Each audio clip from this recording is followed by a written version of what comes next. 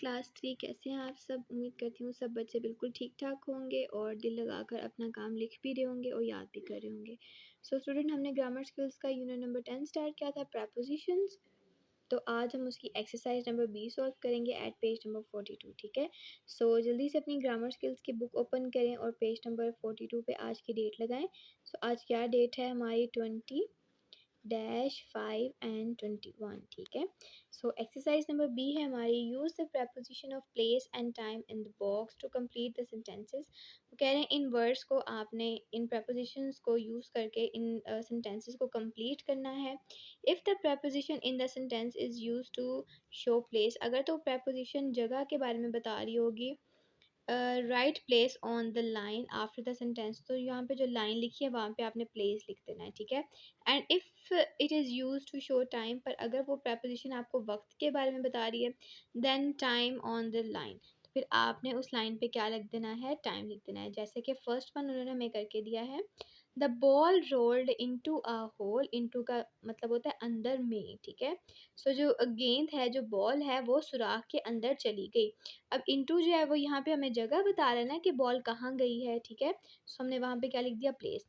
और इनटू हमने यहाँ पर यूज़ किया है, इट्स मीन इनटू को यहाँ से हमने क्या कर देना है, टिक कर देना, ताकि हमें कन्फ्यूजन ना हो। ठीक है, उसके बाद है starting dash today parking is not allowed in this area. इस लाइन का क्या मतलब है कि आज से पार्किंग इस एरिया में नहीं होगी। सो से की इंग्लिश होती है फ्रोम। क्या होती है, फ्रोम, यानी कि इस वक्त से लेकर इस तक। अगर हम इस तरह की कोई सिचुएशन में हैं तो उसके लिए हम जो preposition यूज़ करेंगे दैट इज़ फ्रोम। ठीक है, सो ये हो जाएगा starting from, FROM, from. From का मतलब होता है से, यानी कि आज से पार्किंग जो है वो अलाउ नहीं है।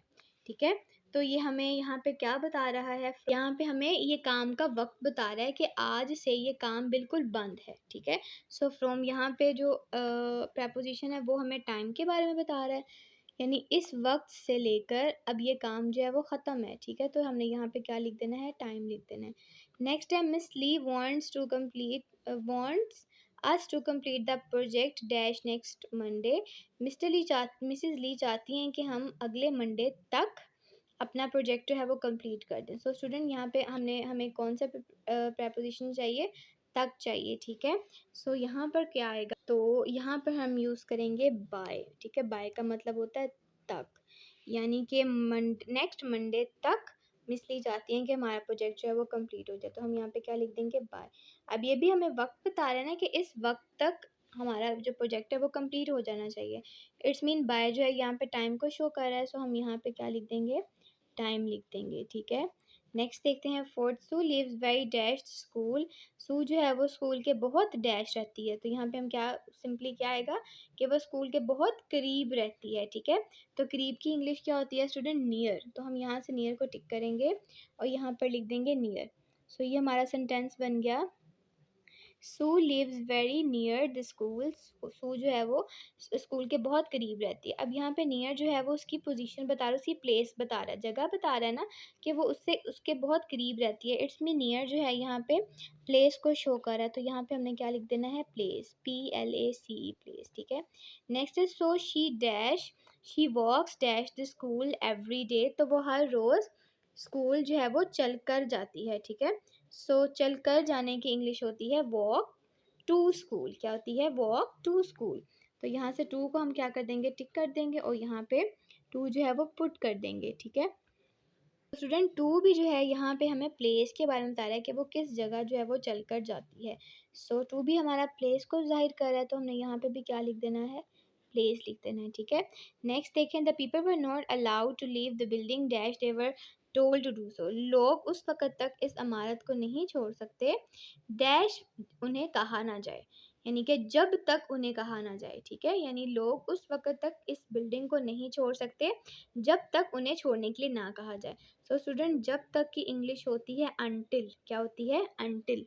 तो अनटिल को हम यहाँ से क्या करेंगे, टिक करेंगे और यहाँ पर पुट कर देंगे। ठीक है, क्या स्पेलिंग होते हैं अनटिल के, UNTIL, अनटिल। ठीक है, तो अनटिल यहाँ पे हमें वक्त के बारे में बता रहा है ना कि इस वक्त तक वो ये काम नहीं कर सकते। ठीक है, सो ये हमें टाइम के बारे में बता रहा है, तो हमने यहाँ पे क्या लिख देना है, टाइम, TIME टाइम, ठीक है। नेक्स्ट देखते हैं, dad nearly fail dash ladder, dad जो हैं वो सीढ़ी से नीचे गिर गए, ठीक है। सो स्टूडेंट फेल का मतलब गिरना होता है, सीढ़ी से नीचे गिर गए तो उसके लिए हमें जो प्रपोजिशन चाहिए दैट विल बी ऑफ। आपने अक्सर देखा होगा कि फेल जो है वो अकेला नहीं होता, फेल ऑफ का वर्ड आता है, ठीक है। और यहाँ पे जो ऑफ यूज़ होता है वो डबल एफ के साथ वाला ऑफ होता है, ठीक है। सो यहाँ पे हमने फेल का कंप्लीट मतलब बनाने के लिए क्या लगा देना है, इसके साथ ऑफ लगा देना। फेल ऑफ का मतलब होता है नीचे की तरफ गिर गए, ठीक है। सो ये हमें प्लेस के बारे में बता रहा है, ठीक है, कि वो जो थे वो नीचे की तरफ गिरे, तो हमने यहाँ पे क्या लिख देना है, प्लेस। नेक्स्ट है sit dash me so we can talk, ठीक है। अब आपने किसी के साथ बात करनी हो तो आप उसको पहले क्या कहोगे कि मेरे साथ बैठो, यही कहोगे ना। तो साथ के लिए जो है जो हम प्रपोजिशन यूज़ करते हैं दैट इज़ बिसाइड। क्या है, बिसाइड, बिसाइड का मतलब होता है साथ, तो हम यहाँ पे क्या लिख देंगे, beside, BESIDE, beside, seat beside me यानी कि मेरे साथ बैठो, सो वी कैन टॉक ताकि हम बात कर सकें। सो स्टूडेंट साथ जो है वो हमें यहाँ पे जगह के बारे में बता रहे ना, यानी कि आप अपनी दोस्त को किस जगह बैठने के लिए कह रहे हो। इट्स मीन बिसाइड जो है यहाँ पे प्लेस को शो कर रहा है, तो यहाँ पे हमने यहाँ लाइन पे क्या लिख देना है, प्लेस लिख देना है, ठीक है। नेक्स्ट देखें, the dog ran dash the pavement, dog जो है वो पेवमेंट कहते हैं ऐसा रास्ता जिस पे हम चलते हैं, ठीक है। यानी कि डॉग जो है वो पेवमेंट के साथ साथ भाग रहा है, तो साथ साथ के लिए स्टूडेंट जो हम प्रपोजिशन यूज़ करते हैं इंग्लिश में दैट इज़ अलोंग, ठीक है। सो यहाँ से अलोंग को हम टिक कर देंगे और यहाँ पे पुट कर देंगे ALONG, अलोंग, ठीक है। और ये जो है ये हमें जगह के बारे में बता रहा है ना कि वो किस जगह जो है वो रन कर रहा है, इट्स मीन अलोंग जो है वो प्लेस को शो कर रहा है, तो एट्थ में हम क्या लिख देंगे, प्लेस। इसी तरीके से नेक्स्ट देखें, then it dash the road, और वो फिर अचानक रोड पर गिर गया। सो स्टूडेंट की तरफ यानी रोड की तरफ गिर गया, तो की तरफ की इंग्लिश होती है अक्रॉस, ठीक है। सो यहाँ से हम अक्रॉस को करेंगे टिक और यहाँ पे हम पुट कर देंगे ACROSS, ठीक है। अक्रॉस क्योंकि हमें उसकी जगह बता रहा है कि वो किस जगह पर आया, रोड पर आया, तो अक्रॉस जो है हमें प्लेस के बारे में बता रहा है, तो हमने यहाँ पे क्या लिख देना है, प्लेस लिख देना है, ठीक है। नेक्स्ट देखें, सेंटेंस है हमारा, the cat squeezed dash a gap in the fence, जो बिल्ली थी वो बाड़ के गैप में से सुराख में से गुजर गई, ठीक है। सो यानी सुराख के अंदर से, ठीक है। तो अंदर से की इंग्लिश होती है थ्रू, ठीक है। सो यहाँ से हमने थ्रू को क्या करना है, टिक करना है और हम यहाँ पे पुट कर देंगे, ठीक है। थ्रू की समझ आ गई, यानी कि जब कोई भी चीज़ जो है किसी के अंदर से किसी की तरफ से गुजरती है तो उसके लिए हम कौन सा प्रपोजिशन यूज़ करते हैं, थ्रू, ठीक है।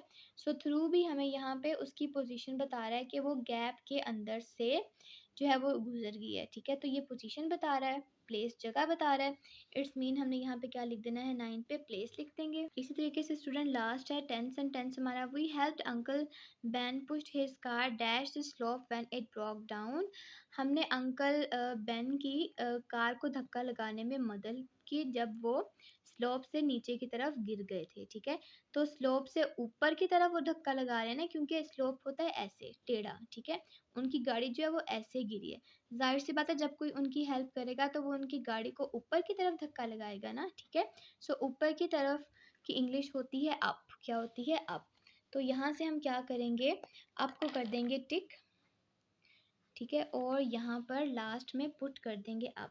अब अप पे जो है हमें उनकी प्लेस बता रहा है, उनकी जगह बता रहा है कि वो किस डायरेक्शन में किस जगह पर जो है वो धक्का लगा रहे हैं, तो हम यहाँ पे क्या लिख देंगे, 10th में प्लेस।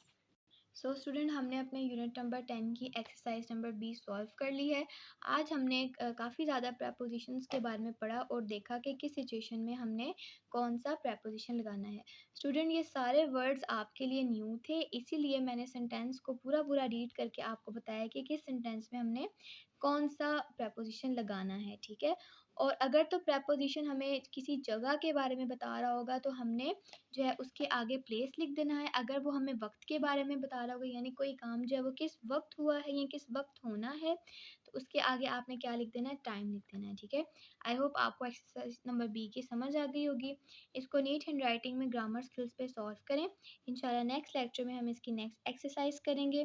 तब तक अपना बहुत ख्याल रखिएगा। अल्लाह हाफिज़।